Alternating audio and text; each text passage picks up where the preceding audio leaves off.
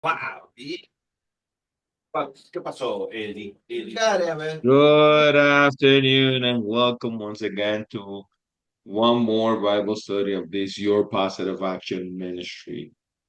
Um, I'm Deacon Abel Jimenez, and today we're going to be looking at Isaiah chapter 53. We have broken down a series of a chapter by chapter look at the book of Isaiah.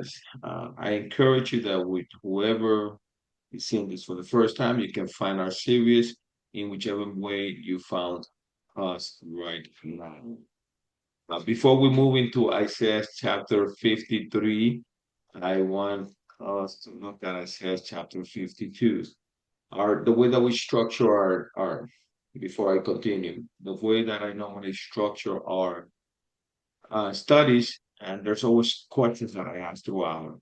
In this one, it's going to be a little bit different. I want to make sure that whoever has a question can save it towards the end, so that way we can do it in an open forum discussion, because this is a very crucial and important chapter for us Christians. I have titled this one The Suffering Servant because it's a continuation of the introduction that we received in Isaiah chapter 52. With that being said, for those of us that remember in chapter 52, we actually opened the chapter with a call for Israel to awake and prepare. Prepare and be strong for what was coming. Israel was after a period of rebellion. Again, there was a time of conquest, and they have overcome many things, but they have veered straight once again. And they were called to awake from that and prepare for what was coming, to dust off and get ready. There was a promise of joy and God's reign for his people of Israel. Throughout the chapter and towards the middle of the chapter, we understand that there's a rejoice while spreading the word, meaning for those of us, for those that were going around and spreading the word in the midst of iniquities or trials and tribulation, there was a period and a call for rejoice from doing that because God, we knew, was going in front and behind us. Like you had. Ephraim. All right. Suffering and the glowing servant. Again, this is in Isaiah chapter 52, it's when we are introduced about the suffering servant. And I believe when we close that chapter, I mentioned specifically that this is a pretext for what was coming in Isaiah chapter 53, which is a super important messianic chapter. Towards the end of the chapter, once we are introduced to this, the suffering servant, we understand that the glory of the servant is that he will be high and lifted. And that's what we're going to be looking at a little bit in Isaiah chapter 53. As I said it again, as I said it before, I titled this The Suffering Servant because as we know, Jesus' life is full of suffering while he is here on this earth.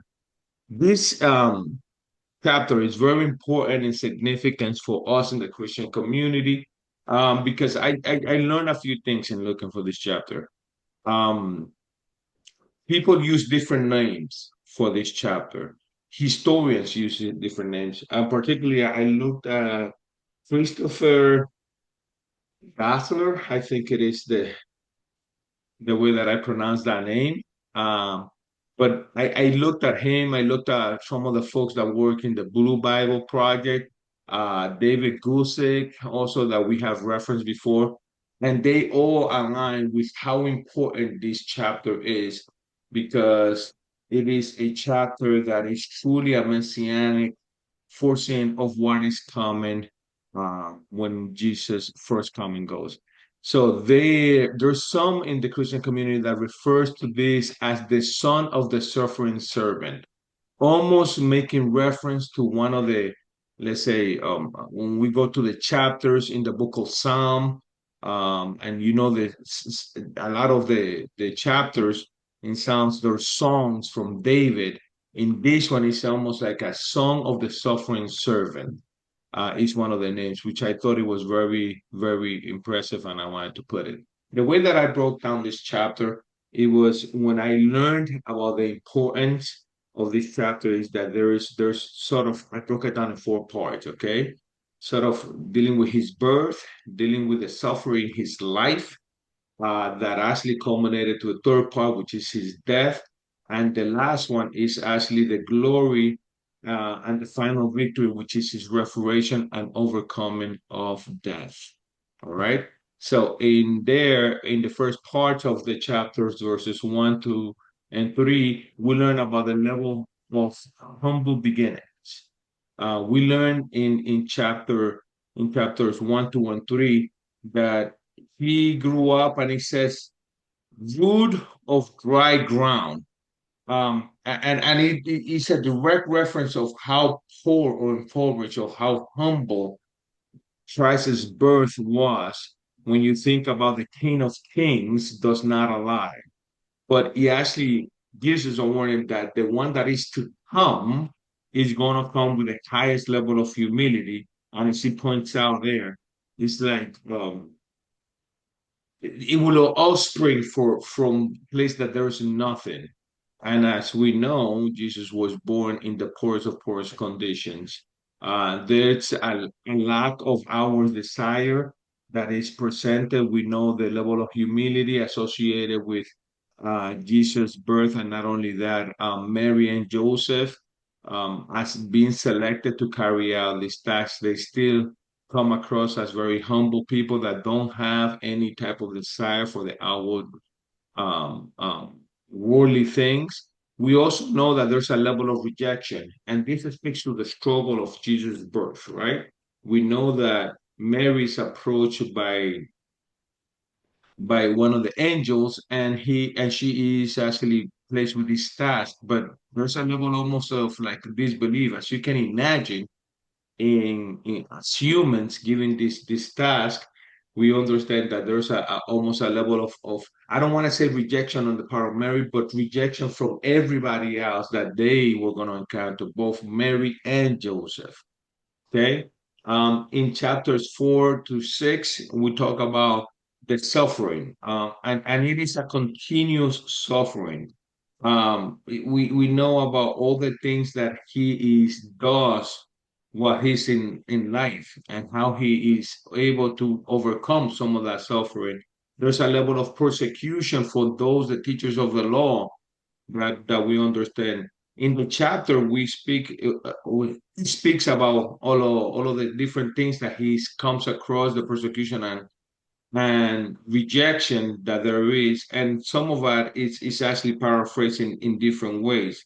I know that one of the verses says that he was perceived for our transgressions. Later on, he actually says, and by his word we are healthy. Okay, in verse 6, which is the one that I use for my daily scripture, thank you, for my daily scripture, we know that there's a clear signs that he is the redeemer. Okay, so this is like a foreshadowing of what is to come. And as we know, in verse 6, it says, all we like sheep have gone astray. Okay. We all have transgressions. We all have made sinful ways, but all of that is placed in him by God. So we know that this is talking about Jesus Christ directly about that.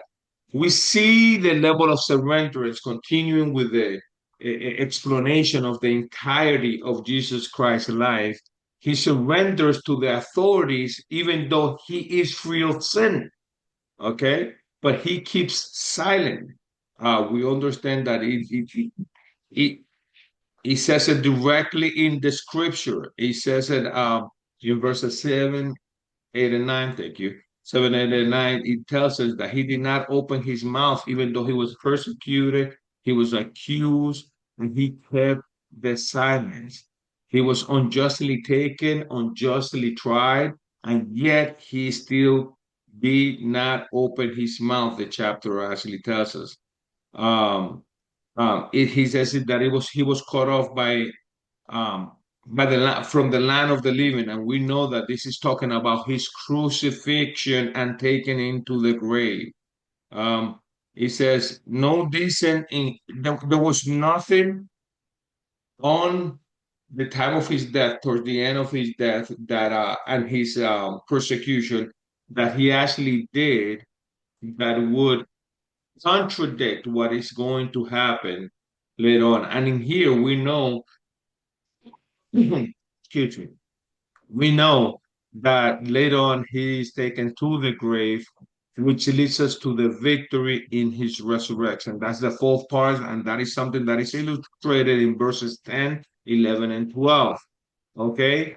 He says, you remember that Jesus in the Calvary says that if he pleases the Lord, take, let's say, the burden off of him. And a lot of us can interpret that as maybe he's asking for mercy, but at the same time, he's asking for death from God.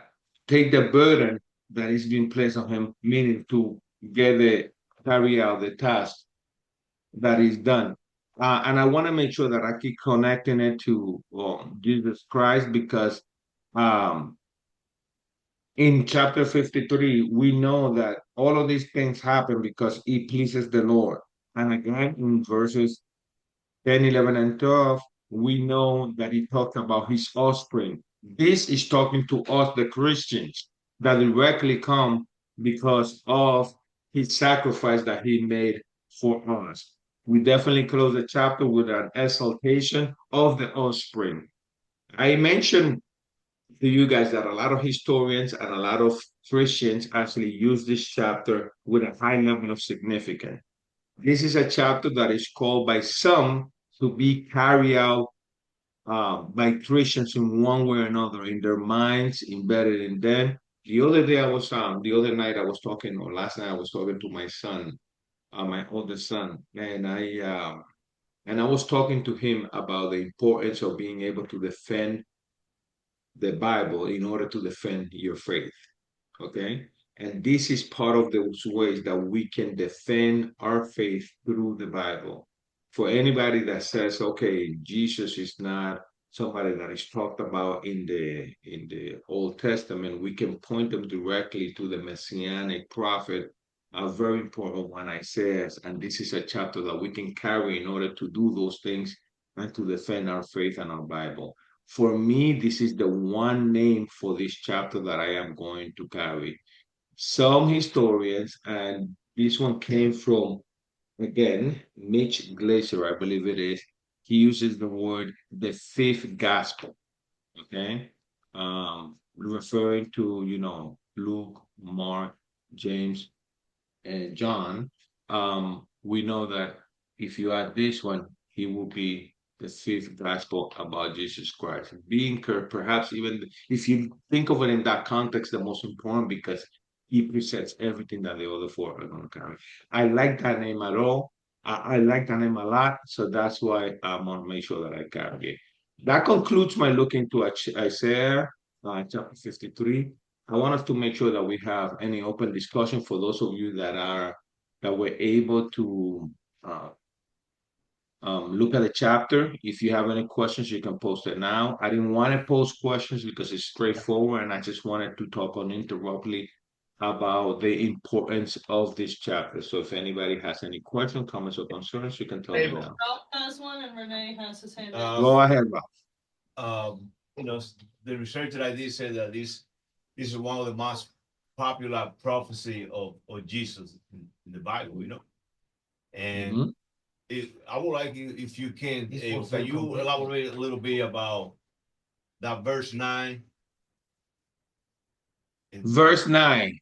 Yeah. He has assigned a grave with the wicked and with the rich in his death, though he has done no violence, nor was any deceit in his mouth. Yeah. This speaks very, very clearly of Jesus' trial, okay, because there was nothing said in his through his mouth that he was deceiving, okay, and the accusers, let's say, being the Pharisees, and then of course the Roman armies who actually carry out the dirty work. But the first part, when he talks about the grave, he talks about in reality, he is buried. And this is very important. I love the fact that you mentioned this one because what grave did Jesus use a grave? Was Jesus buried in a grave, guys? Yes. A tomb? He Yeah. was, right? A tomb for a rich man. Yeah. From Joseph. a rich man, correct. And I believe Joseph. Of Arimathea. Yeah. There you go. Hey, Matthias, I can think of the name. But Joseph Arimathea, a wealthy man, actually is the one that actually puts him on the grave. Um, he was assigned a grave. When the first part of that verse, dear Ralph, you actually look it up, you can see that you have a rich man that is assigning him a grave. And this is very important because when you look back, you understand that the poor, even though he was born in the poorest of conditions, were not assigned graves. They were not assigned graves. Nevertheless, assigned graves in the way that he was assigned a grave. So I think that this is very important because it shows the distinction and the connection of exactly what happens to Jesus Christ when he is alive and he's taken in, trial, even though there was no sin coming off his mouth, and then buried as somebody for status, even though he came from the humblest of beginnings. That's the best way that I can break down that Yeah, verse but for you. number 9, he was assigned a grave with the wicked right here. It's because he was found guilty and crucified as the worst criminal of criminals. So when you are the worst of the worst, that's why that refers to that. And then we all know that the second part is that Arimathea came, a rich man, and convinced Pilate to let him bury him in his own. Bury him. Yeah, take his body and bury him. Right. Hey, but does that verse 9 have any relationship to what happened in the cross that Jesus was like between two thieves, right? No, No? You don't have nothing to do with that? no. I think Theo, I don't know how I can make, let's say on verse 9, we're talking about verse 9. I don't know if I can make the connection with it because what he's talking about, I think is there's a clear point about him being tried, right? Even though Yeah. there is no deceit in his mouth. Obviously, it talks about when Jesus actually is being questioned by Pilate, right?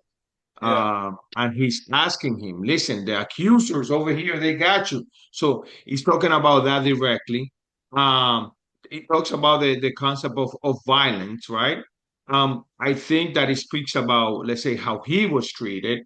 Then we have also the concept of the assignment of the grave, like I said, and with the rich in death, meaning they're definitely exalting his name above, let's say, the rich of the living, but at the same time being buried in an assigned grave like the rich, which, by the way, speaks directly, historically speaking, to what was happening of the people of that time. We know that the poor were not buried in the same fashion that Jesus was buried.